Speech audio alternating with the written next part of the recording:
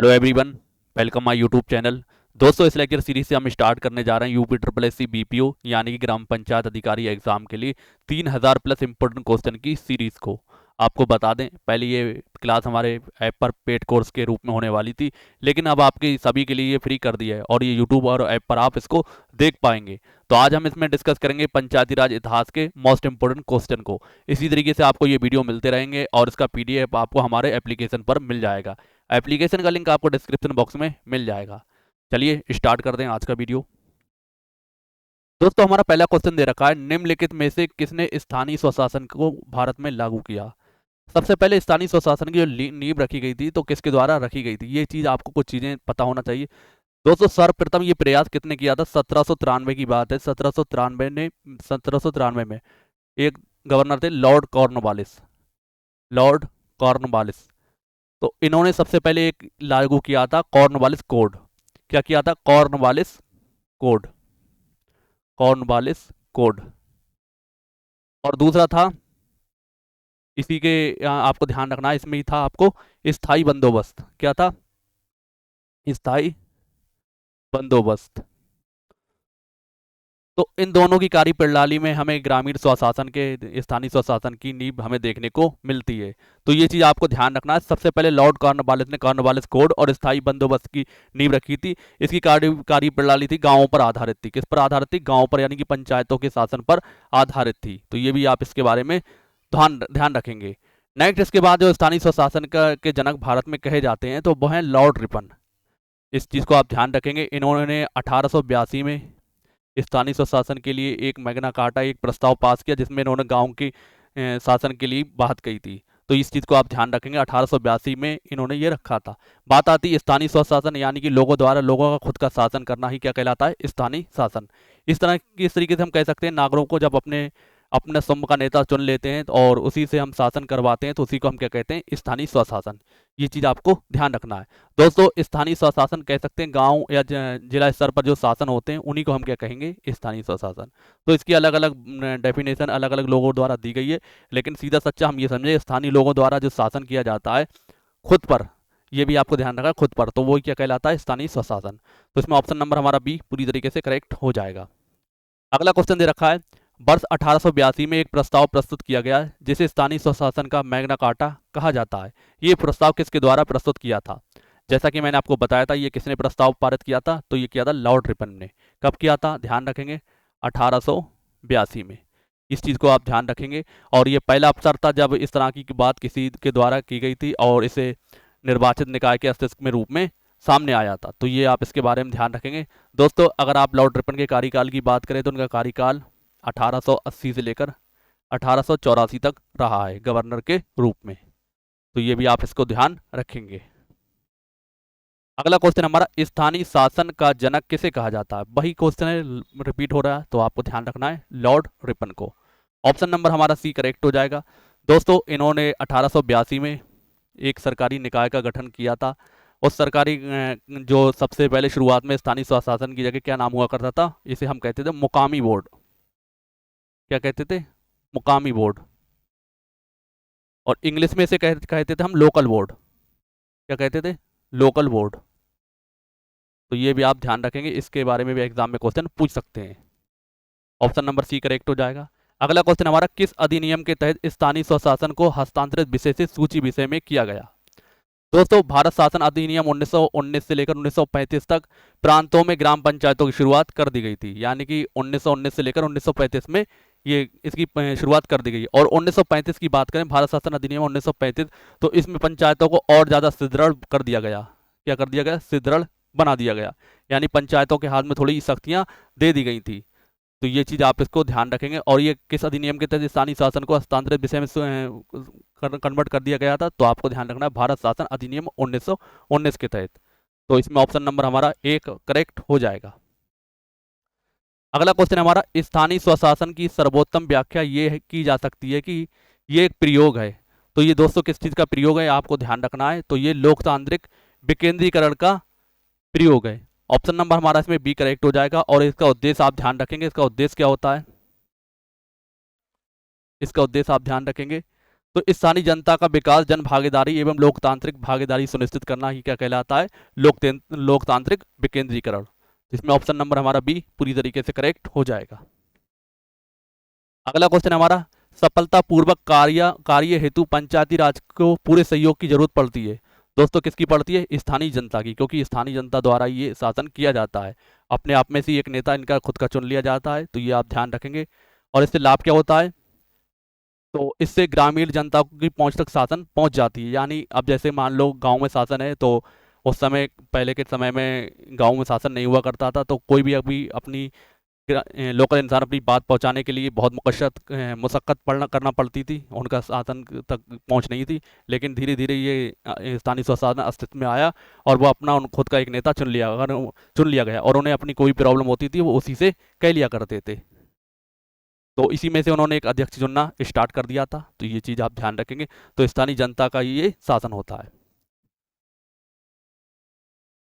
अगला क्वेश्चन है हमारा, भारत में पंचायती राज प्रतिनिधित्व करता है। दोस्तों भारत में पंचायती राज प्रतिनिधित्व कौन करता है? शक्ति का विकेंद्रीकरण होता है, सही बात है, बिल्कुल। नेक्स्ट है, लोगों की हिस्सेदारी होती है, सामुदायिक विकास होता है।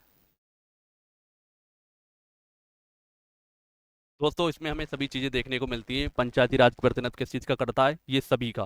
तो इसमें ऑप्शन नंबर हमारा डी करेक्ट हो जाएगा, यानी कि ये सभी। शक्ति का विकेंद्रीकरण होता है। दोस्तों शक्ति का विकेंद्रीकरण का मतलब क्या होता है? उच्च स्तर से जो उच्च स्तर की सरकार होती है उसके निचले स्तर की शक्तियों तक कार्य का हस्तांतरण ही क्या कहलाता है? शक्ति का विकेंद्रीकरण। लोगों की हिस्सेदारी इसमें आपको देखने को मिलती है, समुदाय के यानी सभी लोगों का इसके अंतर्गत विकास किया जाता है। तो ये भी इसमें सही हो जाएगा, यानी कि ऑप्शन नंबर डी पूरी तरीके से करेक्ट हो जाएगा। अगला क्वेश्चन है हमारा, किसने ये विचार प्रतिपादित किया कि प्रत्येक गांव पंचायत का गणराज्य होगा? दोस्तों ये बात किसने कही थी? गांधी जी ने। ऑप्शन नंबर हमारा इसमें डी करेक्ट हो जाएगा, इस चीज़ को आप ध्यान रखेंगे। और गांधी जी ने जो अवधारणा थी कि गांव विकास के लिए सर्वाधिक इम्पोर्टेंट चीज़ है, यानी गांव का विकास ही देश का विकास हो सकता है। तो गांव के विकास के बिना देश का विकास संभव नहीं है। तो ये चीज़ गांधी जी ने कुछ बातें कही थी, आप इनके बारे में ध्यान रखेंगे। ऑप्शन डी करेक्ट हो जाएगा। अगला क्वेश्चन हमारा, निम्नलिखित में से किसे लोकतंत्र की प्रथम पाठशाला माना जाता है? दोस्तों स्थानीय स्वशासन को ही लोकतंत्र की प्रथम पाठशाला माना जाता है। ऑप्शन नंबर हमारा इसमें बी करेक्ट हो जाएगा। तो स्थानीय स्वशासन के बारे में आपको बता भी चुका हूं, ये चीज़ आप ध्यान रखेंगे। ऑप्शन बी करेक्ट हो जाएगा। अगला क्वेश्चन हमारा, शहरी विकेंद्रीकरण आयोग की स्थापना कब की गई थी? दोस्तों शहरी विकेंद्रीकरण की स्थापना कब की गई थी? तो ये की गई थी 1907 में। ऑप्शन नंबर हमारा सी करेक्ट हो जाएगा। जब इसकी स्थापना की गई थी तो इसका एक अध्यक्ष हुआ करता था, हब हाउस। क्या कहलाता था? Hub house. हब हाउस कहलाता था। और इसके 5 अन्य सदस्य हुआ करते थे, 5 अन्य सदस्य हुआ करते थे। ये चीज़ भी आप इसके बारे में ध्यान रखेंगे। और ये एक सरकारी व्यवस्था हुआ करती थी, तो ऑप्शन डी करेक्ट हो जाएगा। अगला क्वेश्चन हमारा, किस अंग्रेज द्वारा ये घोषित किया गया कि ब्रिटिश सरकार की नीति का उद्देश्य भारत में उत्तरदायी शासन की स्थापना करना है? दोस्तों ये 1917 में ये किस अंग्रेज शासन ने किया था? ये था मोंटेग्यू। तो इसमें ऑप्शन नंबर हमारा ए करेक्ट हो जाएगा। 1917 में ये उद्देश्य पारित किया गया था, तो ऑप्शन नंबर ए करेक्ट हो जाएगा। अगला क्वेश्चन हमारा, स्थानीय स्वशासन की श्रेष्ठ प्रणाली का वर्णन किन ग्रंथों में देखने को मिलता है? दोस्तों रामायण में भी देखने को मिलता है, ये चीज आप ध्यान रखेंगे। रामायण के अनुसार जो प्रशासन है 2 भागों में बटा हुआ था। एक तो पुर हुआ करता था और दूसरा जनपद। पुर किसे कहते थे? पुर नगर को कहा करते थे। और जनपद किसे कहते थे? ग्राम को कहा करते थे। ये किसके अनुसार है? ये चीज आप ध्यान रखेंगे, ये रामायण के अनुसार हुआ करता था। इसी तरीके से महाभारत के शांति पर्व में भी ग्राम ग्राम का उल्लेख देखने को मिलता है। महाभारत के शांति पर्व में भी ये चीज देखने को मिलती है, ग्राम का उल्लेख देखने को मिलता है। अर्थशास्त्र में भी ग्राम का उल्लेख देखा जा सकता है। अर्थशास्त्र में जो कौटिल्य द्वारा लिखित है, कौटिल्य यानी कि चाणक्य द्वारा ये लिखित है, तो इसमें भी ग्राम का उल्लेख देखने को हमें मिलता है। तो इसमें ऑप्शन डी हमारा करेक्ट हो जाएगा, उपरोक्त सभी में। तो स्थानीय स्वशासन का हमें ये सब में देखने को मिलता है, तो ये चीज आप इसके बारे में ध्यान रखेंगे। अगला क्वेश्चन हमारा, किस अभिलेख से चोलकालीन स्थानीय स्वशासन की जानकारी हमें देखने को मिलती है? दोस्तों चोल सम्राट थे परांतक। क्या नाम था इनका? परांतक। परांतक। इनके 12वें और 22 में वर्ष में क्या नाम था, उत्तमेरूर अभिलेख। उत्तमेरूर अभिलेख में स्थानीय स्वशासन एवं ग्राम प्रशासन के चित्रलेख देखने को मिलते हैं। तो कौन सा अभिलेख है ये, उत्तमेरूर अभिलेख। तो इसमें ऑप्शन नंबर हमारा ए पूरी तरीके से करेक्ट हो जाएगा, तो आप इसको ध्यान रखेंगे। अगला क्वेश्चन हमारा, चोल अभिलेखों में कितने प्रकार के ग्राम सभाओं का उल्लेख देखने को मिलता है। दोस्तों चोल अभिलेख में कुल 3 प्रकार के ग्राम सभाओं का उल्लेख देखने को मिलता है। क्या क्या नाम था, एक सबसे पहले उर हुआ करता था, नंबर 1 पर उर हुआ करता था। दूसरा हमारा सभा हुआ करती थी, सभा सभा नाम से जाना जाता था। तीसरा था आपका नगरम, नगरम। तो ये अलग अलग लोगों का समूह हुआ करता था। और की बात करें तो ये कह सकते हैं साधारण लोगों का, सर्वसाधारण लोगों का समूह हुआ करता था, और साधारण लोगों का, साधारण लोगों का। नेक्स्ट हम थी सभा, सभा थी किसकी, ब्राह्मणों की, ब्राह्मणों का ये एक समूह हुआ करता था, ब्राह्मणों का, या कह सकते हैं वयस्कों का। ब्राह्मण और वयस्क किसके सदस्य हुआ करते थे। नगरम की बात करते तो व्यापारी समुदाय नगरम के अंतर्गत आते थे। व्यापारी समुदाय जितना भी था उस समय, व्यापारी समुदाय नगरम के अंतर्गत आते थे। तो ये चीज आप ध्यान रखेंगे। तो कितने प्रकार के ग्राम सभाओं का उल्लेख देखने को मिलता है हमें, 3 प्रकार की। ऑप्शन नंबर हमारा सी पूरी तरीके से करेक्ट हो जाएगा। अगला क्वेश्चन हमारे, चोल काल में नगरम किस प्रकार की संस्था थी। तो जैसा कि मैंने आपको बताया था, चोल काल में जो नगरम थी किस प्रकार की संस्था थी, तो आप ध्यान रखेंगे किसकी थी, व्यापारियों की। ऑप्शन नंबर हमारा सी करेक्ट हो जाएगा। वही ब्राह्मणों की क्या हुआ करती थी, ब्राह्मणों की आपको पता है सभा, सभा के नाम से जाना जाता था, या फिर से महासभा भी कहने को देखने को मिलता था, महासभा। साधारण जन लोगों की जो सभा हुआ करती थी उसे हम क्या कहते थे, उसे हम कहते थे उर। तो इन सब के बारे में आप ध्यान रखेंगे, किसी से भी आपको एग्जाम में क्वेश्चन देखने को मिल सकता है। अगला क्वेश्चन हमारा, चोलकालीन ग्रामीण संस्था और जैसे मैंने बताया था, और किसकी सभा हुआ करती थी, तो जो नॉर्मल लोग थे, यानी कि कह सकते थे जो सर्वसाधारण लोग थे, उनकी समिति हुआ करती थी। तो लिखा है, और की कार्य समिति को क्या कहा जाता था। दोस्तों जो गैर ब्राह्मणों या सब साधारणों की समिति हुआ करती थी, और तो इसकी जो उप समिति कार्य समिति थी, कार्य समिति कहलाती थी अलुंगम या गणम, यानी दोनों ये कहलाती थी। तो इसमें ऑप्शन नंबर ए और सी, ए और बी होना चाहिए, ए और बी दोनों करेक्ट हो जाएंगे, तो आप इसको ध्यान रखेंगे। अगला क्वेश्चन हमारा, चोलकालीन ग्रामीण ग्रामीण संस्था सभा महासभा के कार्य समिति को क्या कहा जाता था। दोस्तों तमिल में बरियम का अर्थ होता है, इसे पहली बात आपको ध्यान रखना है, इसे बरियम कहा जाता था। और बरियम का अर्थ क्या होता है, बरियम का अर्थ होता है आय से। क्या मतलब होता था, आय से। ये तमिल एक शब्द हुआ करता था। तो बरियम के सदस्य को क्या कहते थे, जो बरियम के सदस्य हैं, जैसे आपको ध्यान रखना है, ये कार्य समिति को बरियम कहते थे, और बरियम के सदस्यों को क्या कहते थे, बरिया मेरू मक्कल, जो कि ऑप्शन नंबर सी में दे रखा है। तो ये तमिल शब्द है, ये भी आप ध्यान रखेंगे, तमिल शब्द है। अगला आगे क्वेश्चन दे रखा है, बरियम के सदस्यों को चुनने के लिए प्रत्येक गांव को कितने वार्डों में बांटा गया था। दोस्तों बरियम के सदस्यों को चुनने के लिए प्रत्येक गांव को 30 वार्डों में बांटा गया था। तो ऑप्शन नंबर इसमें हमारा सी करेक्ट हो जाएगा। तो इसमें एक अध्यक्ष हुआ करता था, एक अध्यक्ष हुआ करता था, और 30 सदस्य हुआ करते थे बरियम के अंतर्गत। तो ये चीज आप ध्यान रखेंगे, ऑप्शन नंबर हमारा सी करेक्ट हो जाएगा। अगला क्वेश्चन हमारा, किस अधिनियम में पहली बार स्थानीय स्वशासन शासन की स्थापना को मान्यता प्रदान की गई थी। दोस्तों बहुत सारे लोग इसका आंसर सोचेंगे 1882 देखने को मिलेगा, तो आप देखेंगे 1882 में भी कहीं भी नहीं दे रखा है। अब 1882 के स्थान पर मैंने आपको बताया था, सबसे पहले 1793 में ये बात की गई थी, किसकी, स्थानीय, जैसे कि स्थानीय बंदोबस्त की, स्थानीय बंदोबस्त की ये बात कही गई थी सबसे पहले। तो इसी के बारे में इसमें क्वेश्चन पूछा गया है, स्थानीय बंदोबस्त की। तो ये किसने लागू किया था, सबसे पहले आपको ध्यान रखना है, लॉर्ड कॉर्नवालिस ने, लॉर्ड कॉर्नवालिस ने। और 1793 में ही कॉर्नवालिस कोड आया था, कॉर्नवालिस कोड आपको देखने को मिला था। तो इसी में जो थी इसकी कार्य प्रणाली थी, ग्रामीण में ग्रामों में स्थानीय स्वशासन की बात कही गई थी। तो इसमें ऑप्शन नंबर हमारा कौन सा करेक्ट हो जाएगा, ऑप्शन नंबर हमारा इसमें बी करेक्ट हो जाएगा, 1793 में। तो इसमें 1793 ध्यान रखना है, सबसे पहले इसी में ही क्या किया गया था, स्थानीय स्वशासन की स्थापना को मान्यता प्रदान कर दी गई थी।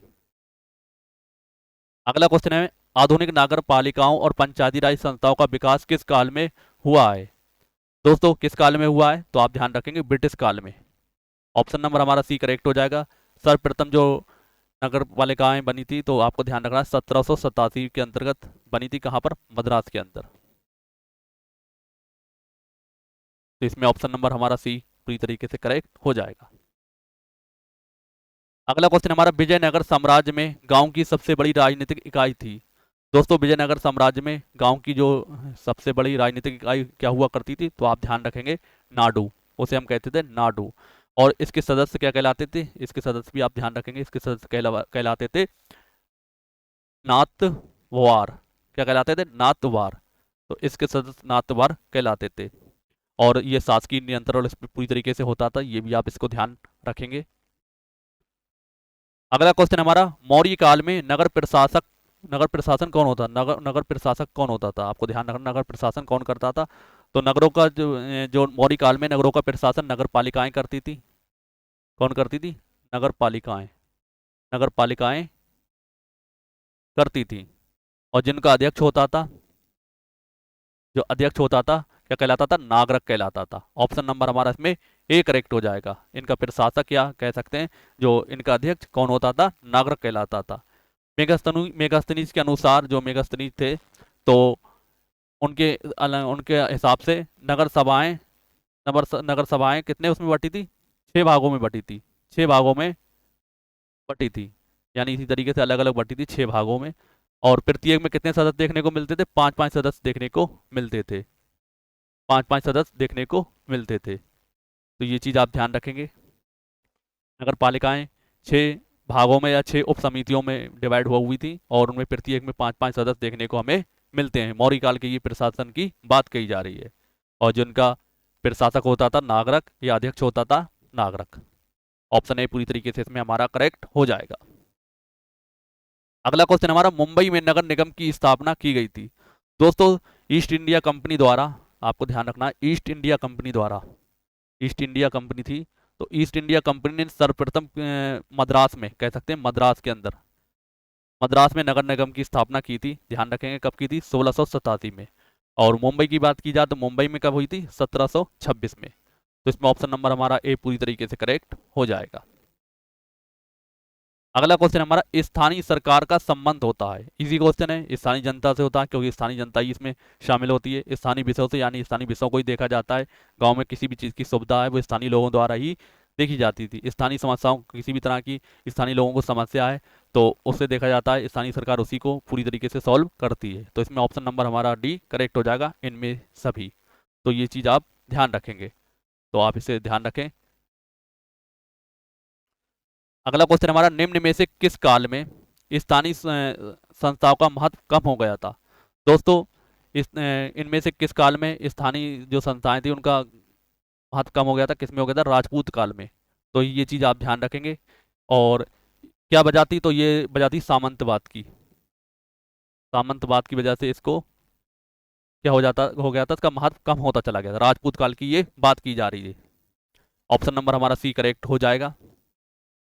अगला क्वेश्चन हमारा, मुगल काल में ग्राम प्रशासन के 3 अधिकारी उत्तरदायी थे। निम्न में से कौन सा अधिकारी उन तीनों में शामिल नहीं था? तो कौन सा नहीं था? कोतवाल। तो मुकद्दम भी हुआ करता था, चौधरी भी देखने को मिलता है, पटवारी भी देखने को मिलता है, लेकिन कोतवाल नहीं मिलता था। ये कहाँ हुआ करता था? तो इसकी नियुक्ति नगरों में देखने को मिलती थी। इसकी नियुक्ति नगरों में की जाती थी, नगरों में होती थी। ये चीज़ आप इसके बारे में ध्यान रखेंगे। दोस्तों इसकी पीडीएफ की आपको टेंशन नहीं लेना है। पीडीएफ आपको, इसका जो पीडीएफ है आपको हम अपनी एप्लीकेशन पर प्रोवाइड कराएंगे।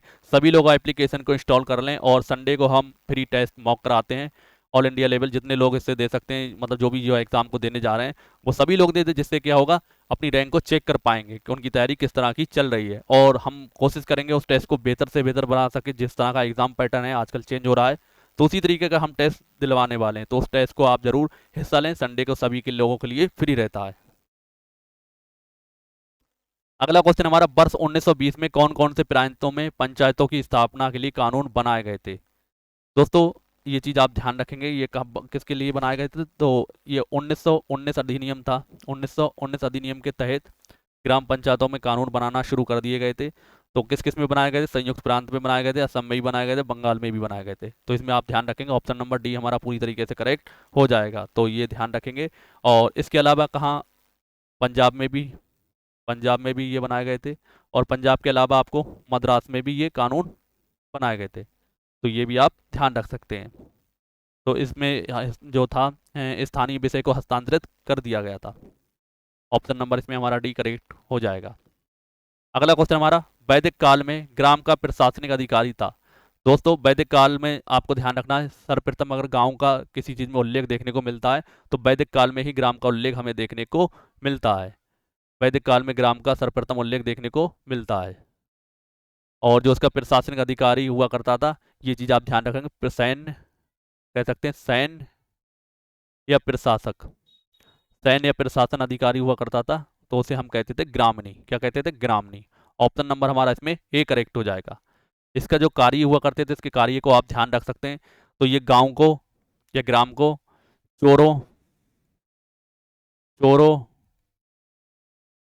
डाकुओं और भ्रष्ट कर्मचारियों से क्या करता था? गांव वालों की रक्षा करता था। और जो इसकी जो सभा बैठती थी, वो अपना खुद का कानून बना सकती थी। जैसे किसी भी मुद्दे पे कानून बनाना है तो कानून बना सकती थी, कानून बना सकती थी। और इसके अलावा कोई अगर कानून बना हुआ है पहले का, तो उस पर क्या संशोधन भी कर सकती थी। तो ये इसके बारे में आप ध्यान रखेंगे। ऑप्शन नंबर हमारा इसमें ए करेक्ट हो जाएगा। अगला क्वेश्चन हमारा, मौर्य शासन में ग्राम अधिकारी होता था। दोस्तों मौर्य काल में चाणक्य अर्थशास्त्र के अनुसार जो मौर्य शासन में ग्राम अधिकारी होता था, क्या कहलाता था? ग्रामिक कहलाता था। क्या कहलाता था? ग्रामिक कहलाता था। ऑप्शन नंबर इसमें हमारा डी करेक्ट हो जाएगा। स्थानीय शासन जो मौर्य काल में हुआ करता था, तो आपको देखने को मिलता है जनपद, इसके अलावा द्रोणमुख, द्रोणमुख, इसके अलावा खारबिटिक, इस लेवल पर ये जो प्रशासन हुआ करता था। और लास्ट में आपको देखने को मिलता है ग्राम, जिसका प्रशासनिक अधिकारी कौन होता था? ग्रामिक। तो इसमें ऑप्शन नंबर हमारा डी करेक्ट हो जाएगा। अगला क्वेश्चन हमारा, बंगाल में पारंपरिक गांव पंचायती प्रणाली की शुरुआत कब हुई थी? दोस्तों बंगाल में जो पारंपरिक गांव पंचायत प्रणाली की शुरुआत कब हुई थी? 1870 में। ऑप्शन नंबर हमारा इसमें ए करेक्ट हो जाएगा। और किसके तहत हुई थी? तो आपको ध्यान रखना है, ये अधिनियम बना था बंगाल बंगाल चौकीदार अधिनियम।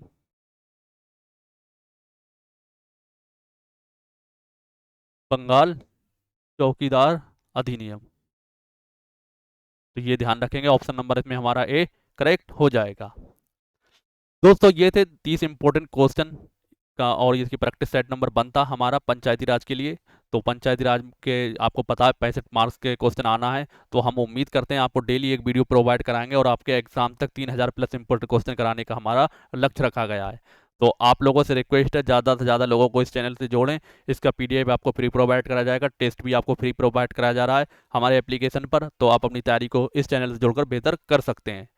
कहीं भी कोई कंफ्यूजन है किसी को लेकर, आप पूछ सकते हैं। और इसके अलावा हम आपको यूपी जीके का फुल सिलेबस करा ही रहे हैं, और जो लोग आर ओ की तैयारी कर रहे हैं तो उसके लिए भी हम हिंदी की प्रैक्टिस सेट करा रहे हैं, तो उनको आप देख सकते हैं। दोस्तों मिलते हैं हम नेक्स्ट वीडियो में, तब तक के लिए जय हिंद जय भारत।